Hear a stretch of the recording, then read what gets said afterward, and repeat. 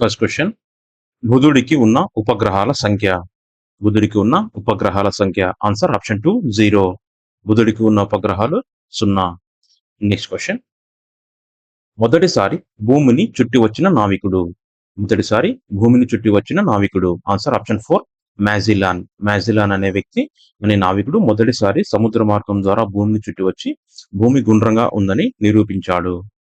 Next question, భూమి వ్యాసం వెంబడి ఒక రంధ్రాన్ని చేశారు. రంధ్రం పైభాగం నుంచి జారవిడిచిన వస్తువు భూమి కేంద్రం వద్ద ఉన్నప్పుడు శూన్యమయ్యే భౌతిక రాశి. ఆన్సర్ ఆప్షన్ 3 భౌతిక రాశి. ఆప్షన్ 3 భారం. భారం అనేది భూకేంద్రకం వద్ద శూన్యంగా ఉంటుంది. నెక్స్ట్ క్వశ్చన్, పగలు రాత్రి ఎలా ఏర్పడుతుంది. పగలు రాత్రి ఎలా ఏర్పడుతుంది. ఆన్సర్ ఆప్షన్ 3 భూభ్రమణం వల్ల. భూభ్రమణం వల్ల పగలు రాత్రి ఏర్పడుతుంది. నెక్స్ట్ క్వశ్చన్, ఋతువులు ఏర్పడడానికి కారణం. ఋతువులు ఏర్పడడానికి కారణం. ఆన్సర్ ఆప్షన్ 2 భూ పరిభ్రమణం. భూ పరిభ్రమణం వల్ల ఋతువులు ఏర్పడతాయి. నెక్స్ట్ క్వశ్చన్, ఒక భూ పరిభ్రమణం జరిగేటప్పటికి ఎన్ని భూభ్రమణాలు జరుగుతాయి. ఆన్సర్ ఆప్షన్ 2 365 భూభ్రమణాలు జరుగుతాయి. 365 భూభ్రమణాలు ఈక్వల్ టు 1 భూ పరిభ్రమణం. నెక్స్ట్ క్వశ్చన్, చంద్రభ్రమణానికి పుట్టే కాలం. చంద్రభ్రమణానికి పుట్టే కాలం. ఆన్సర్ ఆప్షన్ 3 25 రోజులు. నెక్స్ట్ క్వశ్చన్, క్రింది వాటిలో స్థిరంగా ఉండేది. క్రింది వాటిలో స్థిరంగా ఉండేది. ఆన్సర్ ఆప్షన్ 2 సూర్యుడు. నెక్స్ట్ క్వశ్చన్, భూభ్రమణ దిశ. భూభ్రమణ దిశ భూమి ఎక్కడి నుంచి ఎక్కడికి తిరుగుతుంది. ఆన్సర్ ఆప్షన్ 1 పడమటి నుంచి తూర్పుకు తిరుగుతుంది. నెక్స్ట్ క్వశ్చన్, భూమికి సూర్యునికి మధ్య దూరం. భూమికి సూర్యునికి మధ్య దూరం. ఆన్సర్ ఆప్షన్ 2 15 కోట్ల కిలోమీటర్లు. భూమికి సూర్యునికి మధ్య దూరం 15 కోట్ల కిలోమీటర్లు.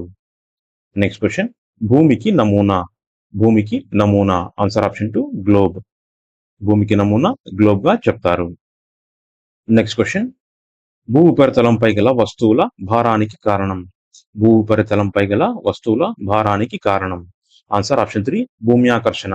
భూమి ఆకర్షణ వల్ల భూ ఉపరితలంపై వస్తువులకు భారం కలుగుతుంది.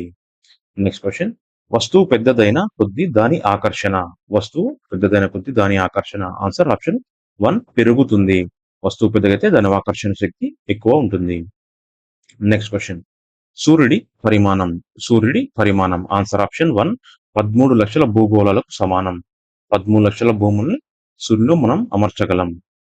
నెక్స్ట్ క్వశ్చన్, సూర్యుడు తూర్పు నుంచి పడమరకు పోతున్నట్లుగా భూమి మీద ఉన్న వారికి కనిపించడానికి గల కారణం. సూర్యుడు తూర్పు నుంచి పడమరకు పోతున్నట్లుగా భూమి మీద ఉన్న వారికి కనిపించడానికి కారణం. ఆన్సర్ ఆప్షన్ 2 భూమి పడమర నుంచి తూర్పుకు తిరగడం. భూమి పడమర నుంచి తూర్పుకు తిరగడం. నెక్స్ట్ క్వశ్చన్, సూర్యుడికి ఎదురుగా వచ్చిన భూభాగంలో ఏర్పడేది. సూర్యుడికి ఎదురుగా వచ్చిన భూభాగంలో ఏర్పడేది. ఆన్సర్ ఆప్షన్ 2 పగలు. నెక్స్ట్ క్వశ్చన్, సూర్యుడి భూమి చుట్టూ తిరగడం. సూర్యుడు భూమి చుట్టూ తిరగడాన్ని ఏమంటారంటే ఆప్షన్ 3 భూ పరిభ్రమణం. భూ పరిభ్రమణం అని అంటారు. నెక్స్ట్ క్వశ్చన్, స్వయంగా వేడిని వెలుతురును ఇచ్చే గోళాలు. స్వయంగా వేడిని వెలుతురును ఇచ్చే గోళాలని ఏమంటారు. ఆన్సర్ ఆప్షన్ 3 నక్షత్రాలు. నెక్స్ట్ క్వశ్చన్, భూమికి సమీపంగా ఉన్న నక్షత్రం. భూమికి సమీపంగా ఉన్న నక్షత్రం. ఆన్సర్ ఆప్షన్ 1 సూర్యుడు. భూమికి సమీపంగా ఉన్న నక్షత్రం సూర్యుడు. నెక్స్ట్ క్వశ్చన్, ఒక నక్షత్రం చుట్టూ క్రమం తప్పకుండా సంచరించేవి. ఒక నక్షత్రం చుట్టూ క్రమం తప్పకుండా సంచరించేవి. ఆన్సర్ ఆప్షన్ 2 గ్రహాలు. గ్రహాలు నక్షత్రం చుట్టూ క్రమం తప్పకుండా సంచరిస్తాయి. నెక్స్ట్ క్వశ్చన్, ఆకాశంలో ఎప్పుడు ఒకే తీరుగా వెలుతురు ఉండేవి. ఆకాశంలో ఎప్పుడు ఒకే తీరుగా వెలుతురు ఉండేవి. వెలుగుతూ ఉండేవి. ఆకాశంలో ఎప్పుడు ఒకే తీరుగా వెలుగుతూ ఉండేవి. ఆన్సర్ ఆప్షన్ 2 గ్రహాలు. గ్రహాలు. గ్రహాలు ఆకాశంలో ఎప్పుడు ఒకే తీరుగా వెలుగుతూ ఉంటాయి.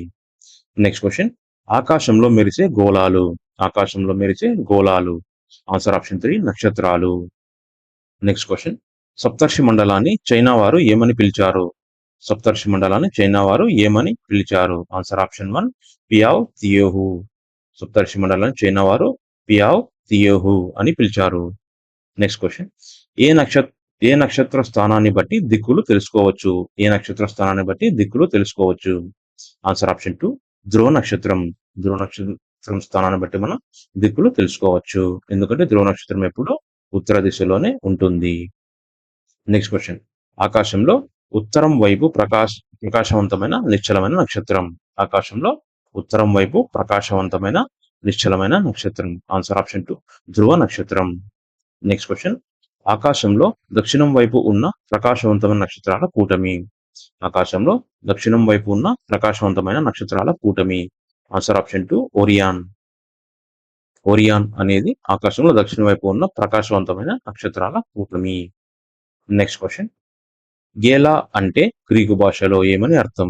గేలా అంటే గ్రీకు భాషలో పాలు అని అర్థం అన్నమాట. గెలాక్సీ అంటాం కదా, గెలాక్సీలో గెలా అంటే అర్థం గ్రీకు భాషలో ఆప్షన్ 3 పాలు. Next question. నక్షత్రాలు ఎక్కడ పుడతాయి? Answer option 1 నిహారికలో. నిహారిక అంటే నెబులా. నెబులా అంటే అంతరిక్షంలో ఉండే పెద్ద వాయు మరియు ధూళి మేఘాలు. ఇవి నక్షత్రాలు పుట్టే స్థలాలు. Next question. ఆకాశానికి అడ్డంగా కనబడే చిక్కటి నక్షత్రాల సముదాయాన్ని ఏమని పిలుస్తారు? ఆన్సర్ ఆప్షన్ 3 పాలపుంత అని పిలుస్తారు అనమాట. ఆకాశంలో అడ్డంగా కనబడే చిక్కటి నక్షత్రాల సమూహాన్ని పాలపుంత అని పిలుస్తారు. Next question. నిహారికలు అంటే ఆప్షన్ 2 అంతరిక్షంలో ఉండే వాయు ధూళి మేఘాలు. అంతరిక్షంలో ఉండే వాయు ధూళి మేఘాలని మనం నిహారికలు అని పిలుస్తాం అనమాట. వీటిలో ఎక్కువ హైడ్రోజన్, హీలియం వంటి వాయువులు అంతరిక్ష ధూళితో కూడి పెద్ద మేఘాలని నిహారికలు అని పిలుస్తారు. వీటి నుంచే కొత్త నక్షత్రాలు పుడతాయన్నమాట.